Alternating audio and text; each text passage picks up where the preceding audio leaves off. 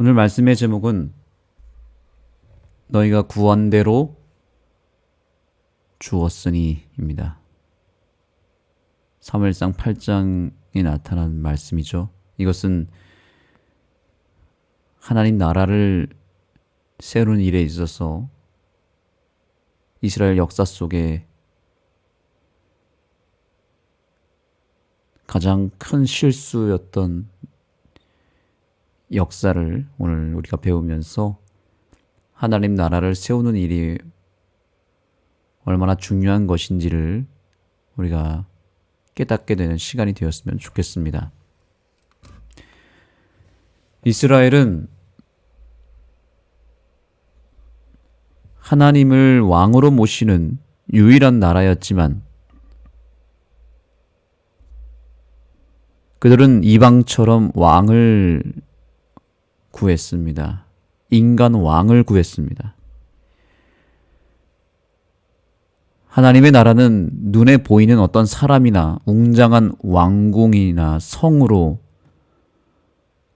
다스리는 것이 아니잖아요.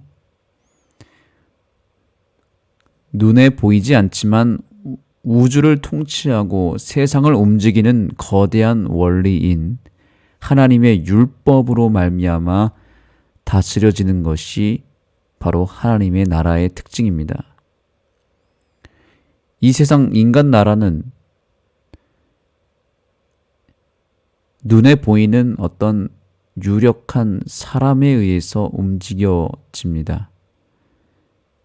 그리고 그 사람을 따르는 백성들이 있습니다. 그런데 하나님의 나라는 사람에 의해서 움직이는 것이 아니라 하나님의 능력과 또 특별히 하나님의 율법의 그 원리에 의해서 움직이고 또한 다스려지는 나라가 하나님의 나라입니다. 사람은 자꾸 눈에 보이는 것만 믿고 또 눈에 보이지 않는 것은 믿지 않습니다. 또한 그래서 눈에 보이는 것은 주로 비본질이 많은데요. 나무를 보면 뿌리는 눈에 보이지 않죠. 그러나 줄기와 가지와 잎사귀와 열매는 잘 보입니다. 그러나 그것을 지탱하는 것은 뿌리에 있는 것이죠. 본질은 눈에 보이지 않지만 뿌리의 역할을 하고 있습니다. 이 본질이 있어야 비본질이 있는 것입니다. 그러나 우리 인간은 그 비본질적인 것을 더 중요하게 여기고 있습니다. 그리고 본질에 대해서는 별로 관심을 갖지 않고 생각하지 않습니다. 그러나 하나님의 나라는 눈에 보이는 어떤 사람이나 건물로 다스려지는 것이 아니잖아요. 자꾸 눈에 보이는 건물이나 또 화려한 궁전, 또 수많은 군대 이런 것으로 과시한다고 그 나라가 부강한 것은 아닙니다. 눈에 보이지 않는 하나님과 그분이 제정하신 율법의 원칙들이 이 세상을 움직이고 있다는 것을 우리는 깨달아야 합니다. 사람이 다스리는 것처럼 보이지만 그 저변에는 하나님이 계시고 또한 하나님이 이 세상을 움직이시는 통치 원리가 분명하게 있다는 것을 알아야 합니다. 이 사실을 깨닫지 못한 이스라엘은 결국 눈에 보이는 왕을 찾게 되었습니다. 이것은 엄청난 대대적 사건이었습니다. 하나님 나라의 왕권은 하나님 자신에게 있고 그분이 제정하신 율법 자체가 그분의 왕권일진데 그것을 거절하고 눈에 보이는 왕을 구했으니 이것은 처음부터 실패를 자초한 일이었습니다.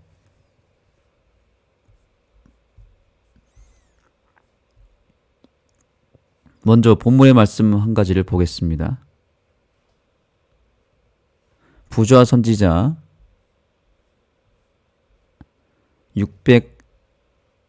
636페이지에 있는 말씀입니다.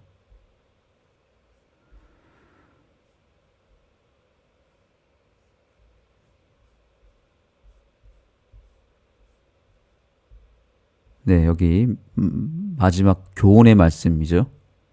영감의 교훈입니다.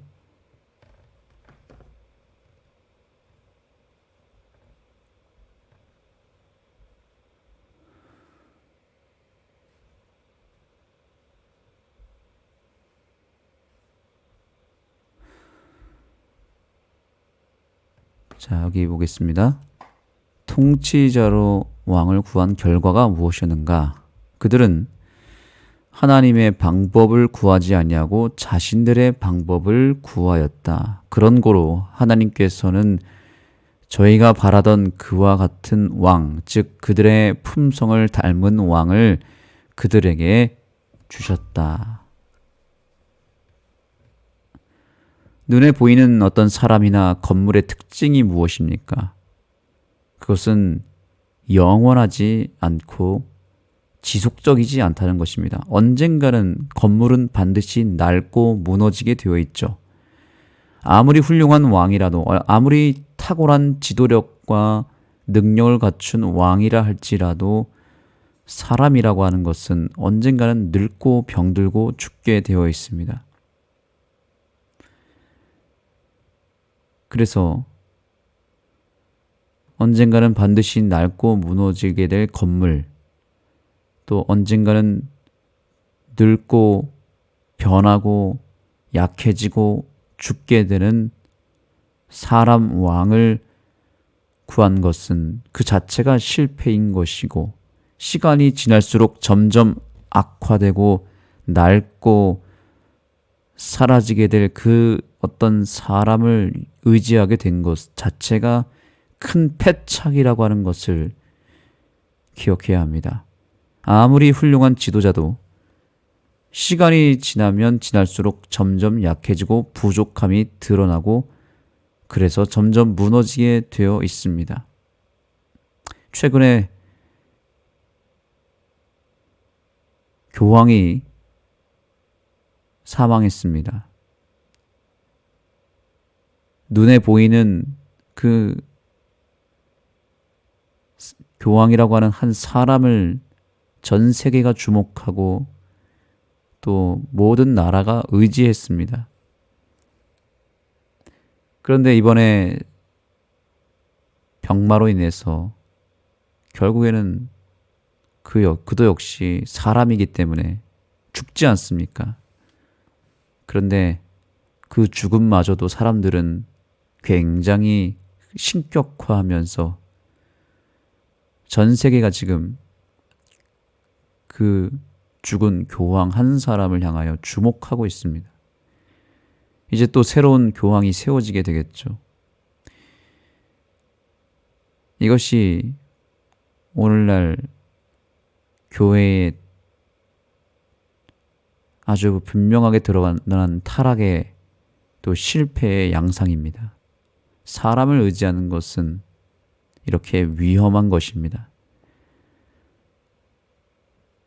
천주교만 그런 것이 아닙니다. 기독교도 마찬가지입니다. 기독교도 눈에 보이는 것을 자꾸만 추구하는 추세입니다. 아주 유명한 목사님을 추종하고 또 화려하고 큰 건물을 과시하고 합니다.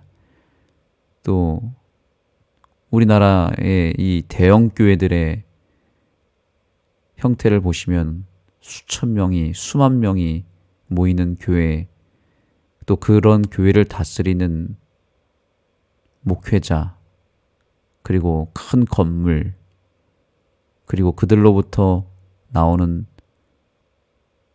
정말 많은 액수의 그런 헌금들, 이런 물질들을 가지고 과시를 합니다. 그런데 하나님의 나라는 그런 것들로 이루어지는 것이 아니라는 거죠. 그런 것들을 의지하게 될 때 반드시 실패하고 타락하게 되어 있다는 것을 기억해야 됩니다. 하나님의 교회나 신천지와 같은 교회의 특징이 무엇입니까? 왜 이렇게 신흥 종교가 부흥할까요? 그들이 전도를 열심히 해서도 있지만 사람이라고 하는 것은 자꾸 눈에 보이는 것을 찾고 있잖아요. 그래서 하나님마저도 눈에 보여야만 믿고 눈에 보이는 하나님을 구하다 보니까 결국에는 그들이 그들 스스로 왕을 찾게 된 것이죠. 그래서 어머니 하나님이라고 불리우는 장길자가 나타나는 것이고, 또한 요한계시록에 성령으로 여기고 있는 자를, 그 이긴 자라고 표현된 자를 이만이라고 믿고 있는 것은 결국 눈에 보이는 그들의 왕을 그들이 우상화하고 믿기 때문에 그런 일들이 벌어진 것입니다. 가장 위험한 종교의 형태입니다. 그래서 종교나 어떤 교파가 커지고 부흥하는 것을 무조건 다 좋은 것으로 보면 안 되는 것은 그 부흥의 특징이 무엇인지를 보면 참된 부흥인지 거짓 부흥인지가 나타납니다. 그런데 오늘날 수많은 교회들의 부흥에는 안타깝게도 지금 이스라엘 백성들이 범했던 그런 실패의 역사를 반복하고 있다는 것을 보게 됩니다. 교황이나 교주에 의해서 부흥하는 종교, 그리고 어떤 큰 건물이나 교세, 즉 사람들이 많이 모임으로 인해서 커지는 어떤 눈에 보이는 화려한 건물, 또 그렇게 모이는 군중들, 또 그들로부터 나오는 모든 물질의 그 풍요로움, 이런 모든 것들을 의지하는 것 자체가 바로 사단의 전략이며 이스라엘 백성들의 실패를 반복하는 것이며, 이것은 가장 위험한 종교의 형태라고 하는 것을 우리는 기억해야 됩니다. 그래서 우리가 그러한 것들을 분별할 수 있어야 되고, 그런 것들을 절대로 따라해서도 안 되고 부러워해서도 안 되는 것입니다. 왜냐하면 그 모든 것들은 언젠가 반드시 무너지게 되어 있기 때문에 그런 것입니다.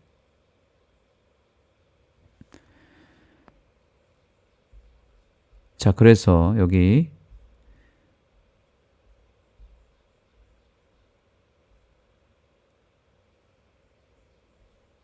본문의 말씀을 하나 더 보겠습니다.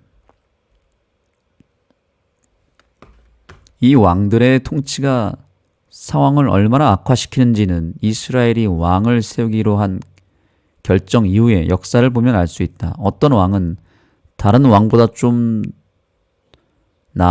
나았지만 선한 왕들조차 잘못을 저질렀다. 선한 왕들조차 잘못을 저질렀다. 이것만 읽으면 모든 것이 다 정리가 됩니다. 결론이 나버렸죠. 선한 왕들조차 죄를 범하고 실패했다는 거죠. 그러니 그 외의 왕들, 훌륭하지도 않고 평범한 왕들 혹은 악한 왕들, 그들은 더 최악으로 무너졌다는 것입니다. 이 세상에 믿을 사람 아무도 없다는 것을 알아야 합니다. 믿는 도끼에 발등 찍힌다는 말이 있잖아요. 사람은 믿을 대상이 되지 못한다는 것입니다. 아무리 훌륭한 지도자라 할지라도 똑같은 죄인일 뿐이고 똑같이 결핍이 많이 있습니다. 우리가 세상의 그런 정치인들에게 실망하는 이유가 무엇입니까? 또한 심지어 우리가 영적인 지도자들, 소위 교회에서 목회자들에게도 실망할 때가 얼마나 많습니까? 왜 지도자들에게 우리가 실망합니까? 이유는 간단합니다. 그들 또한 그저 악한 죄인일 뿐이기 때문이죠. 교회나 회사나 국가의 어떤 사회 공동체 속에서 우리는 눈에 보이는 것은 무엇이든지 의지해서는 안 됩니다. 그 어떤 사람도 의지하면 안 됩니다. 실망만 있을 뿐입니다. 우리가 지도자들에게 한두 번 실망하는 것이 아니잖아요. 그들이 문제가 아니에요. 그들을 믿는 사람들이 문제인 것입니다. 교황이라고 하는 존재, 그런 사람을 믿는 것이 문제이죠. 교황은 언젠가 죽지 않습니까? 신천지나 하나님의 교회가 위험한 이유는 다른 게 아닙니다. 그들이 신이라고 믿고 하나님이라고 믿는 그 존재가 언젠가는 죽는다는 것이죠. 내가 믿었던 존재가 죽으면 나도 죽는 거고 내 신앙도 함께 죽는 것입니다. 왜 그런 어리석은 결정을 하는지 우리는 이해를 할 수가 없죠. 그러나 이것이 우리의 성향이라는 것을 기억해야 됩니다.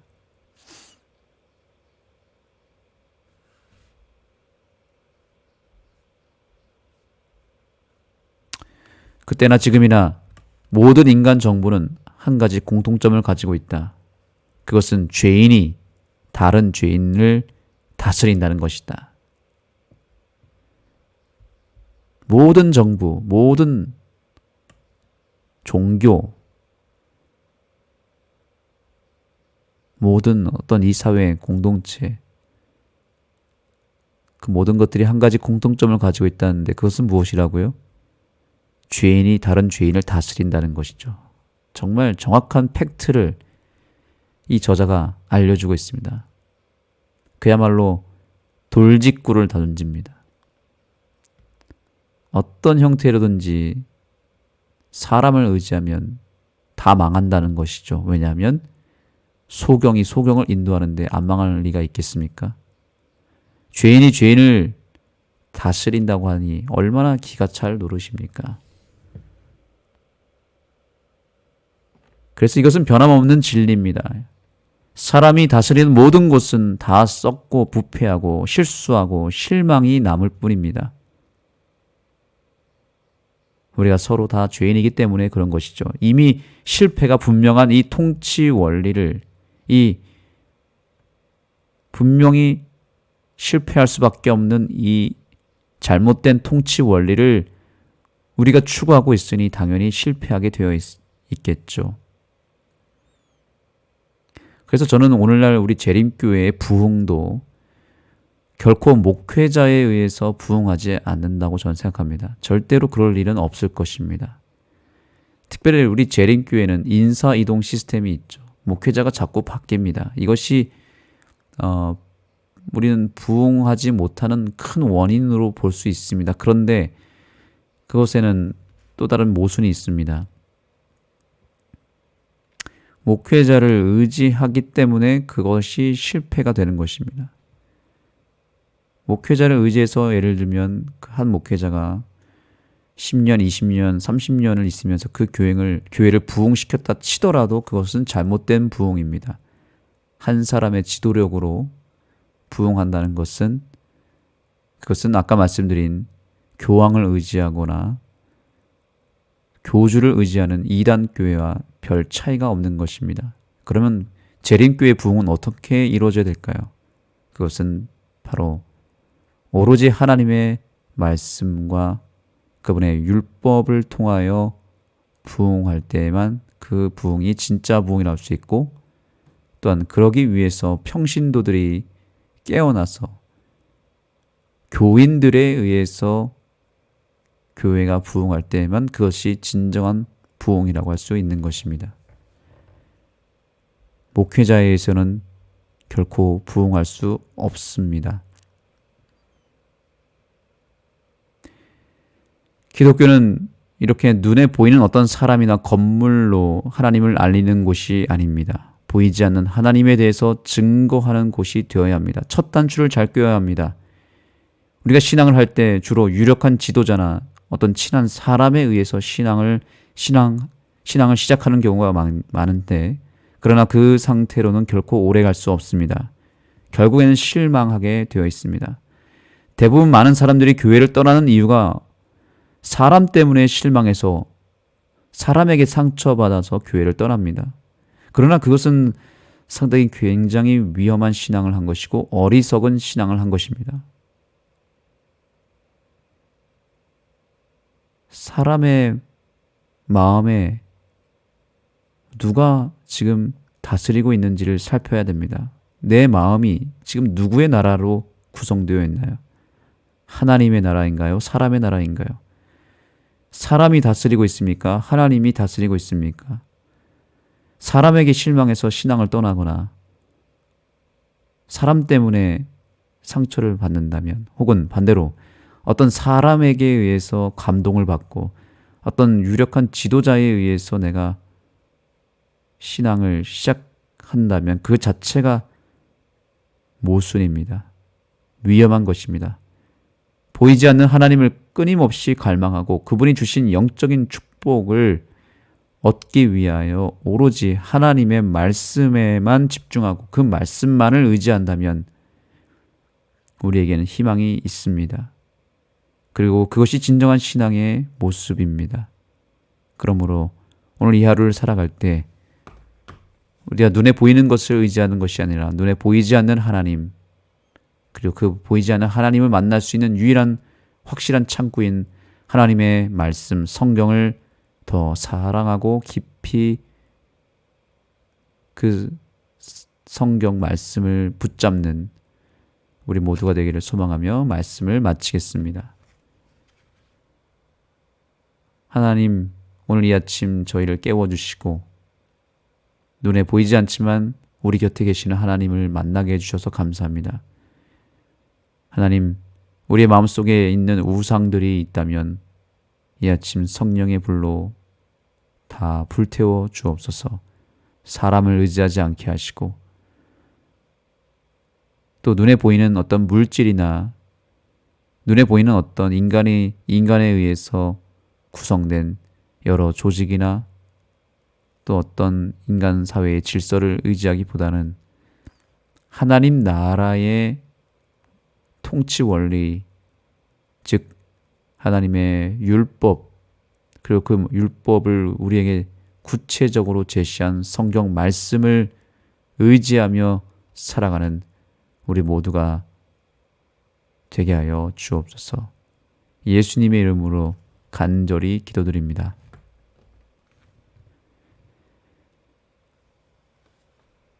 이제 기도하는 시간을 갖겠습니다. 오늘 말씀을 생각하시면서 내 마음 가운데 있는 내가 하나님이 아닌 눈에 보이는 어떤 유력한 사람이나 어떤 또 다른 인간 세상에 무엇인가를 믿고 살아갔다면, 어떤 물질을 의지하고 살았다면, 또 혹은 내 자아를 의지하며 살았다면 그 모든 죄를 회개하며 우리가 유일하게 의지해야 될 분 예수 그리스도를 내 마음에 다시 한번 영접하는 한 시간 되기를 소망합니다.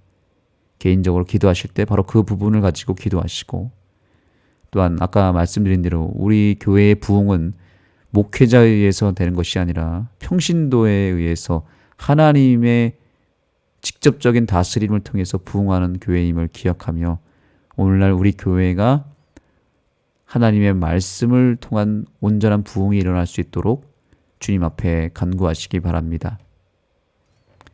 기도하기 전에 찬미 한 곡을 듣겠습니다.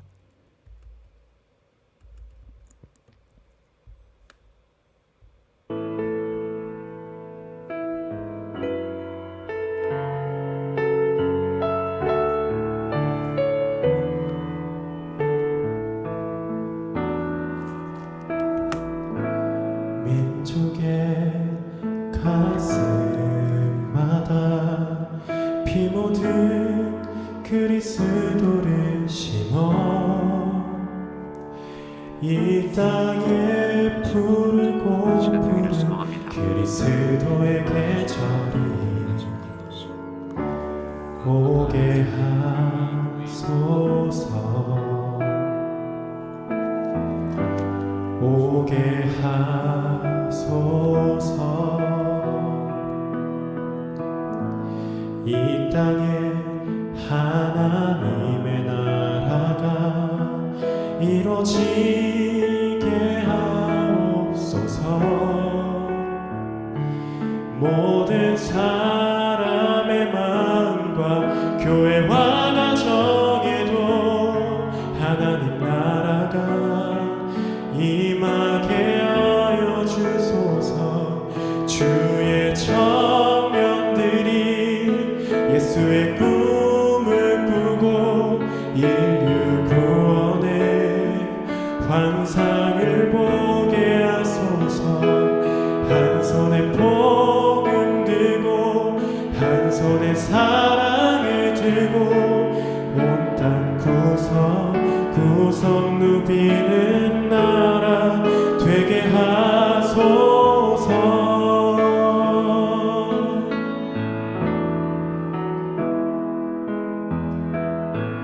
이 땅에 하나님의 나라가 이루어지게 하옵소서.